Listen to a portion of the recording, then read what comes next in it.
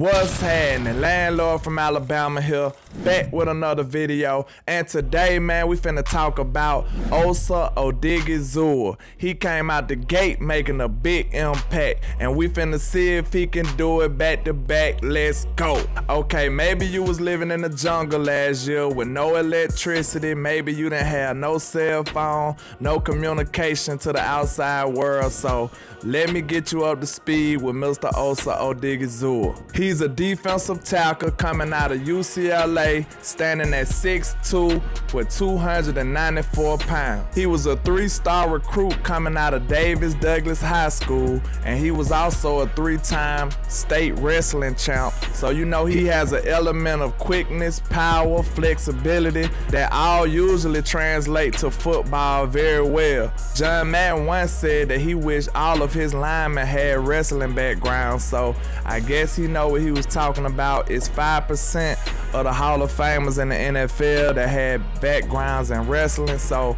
they might be on to something. It might be something to that.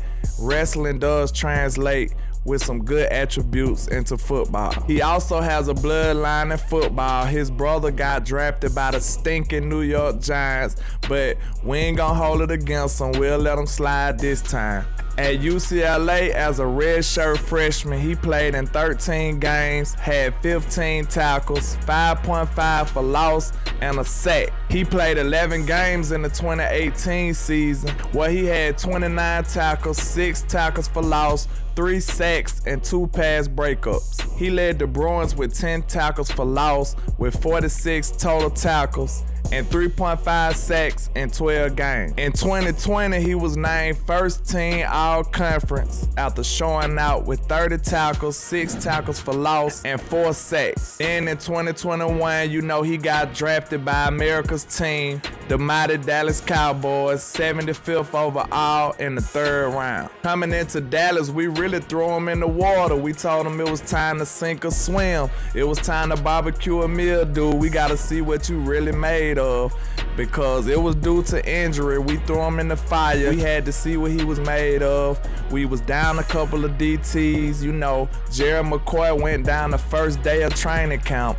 Then, you know, Neville Gallimore went down. So we was already down 2 defensive tackles out the gate. So we didn't have no choice but push young Osa off that ledge and see what he was made of. He had to do what he had to do. And surprisingly, Osa really just rose to the occasion. He was ready for the challenge. He actually had an outstanding year. He played all 16 games. He had 36 tackles, 2 sacks, 14 pressures, and 6 tackles for loss. That's really impressive, man. Him being on the defensive line as a rookie, coming into an NFL, taking a big giant leap of that magnitude, and being a decent player, being a productive player.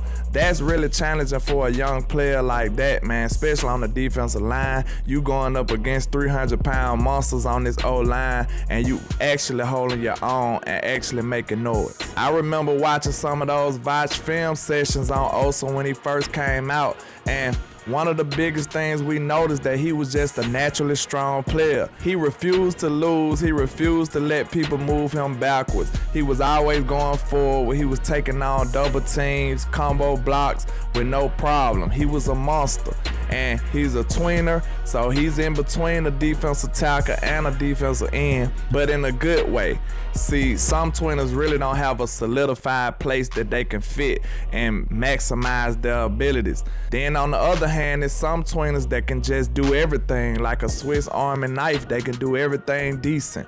A master of none. They can just do a whole lot of stuff very well. But I believe this is the type of tweener that Osa is, man. I believe that's his future. I believe that's where he will be. That's where he will land down the line.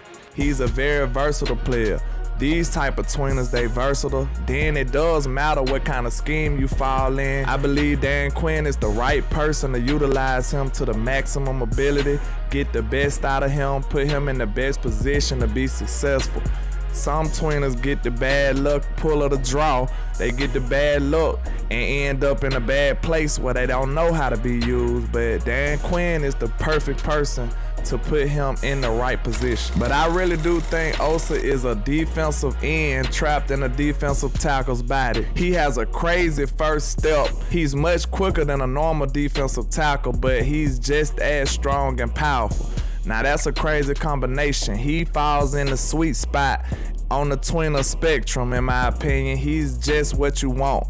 He's a matchup nightmare. The guards might not be strong enough for him, and then the tackle might not be quick enough for him. It's a big time matchup nightmare. It's a good combination for a player like Osa Odighizuwa. So for him to come in year one and have so much success, being one of the better rookies in pressures, he was like right there with Michael Parsons, if I'm not mistaken. With him coming in year one, being this productive in a new scheme, taking a big leap from NFL to college and still being productive, still finding a way on this team, that's just huge. That's tremendous. I feel like the sky's the limit for Osa in year two, getting more comfortable with Dan Quinn and his scheme and the stuff that he should be doing.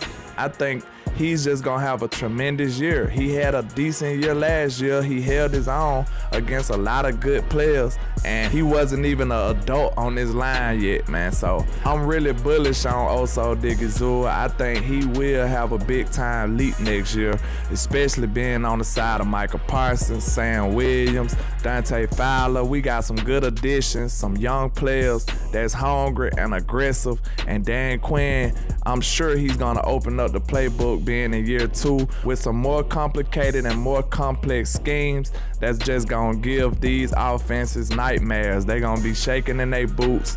I can't wait to see it in this season coming up. But that's all I got for you today, man. Just holla at your boy LandLord from Alabama with the same handle on all social media. And like I say, 1K, 1 love, Cowboys Nation. Let's go.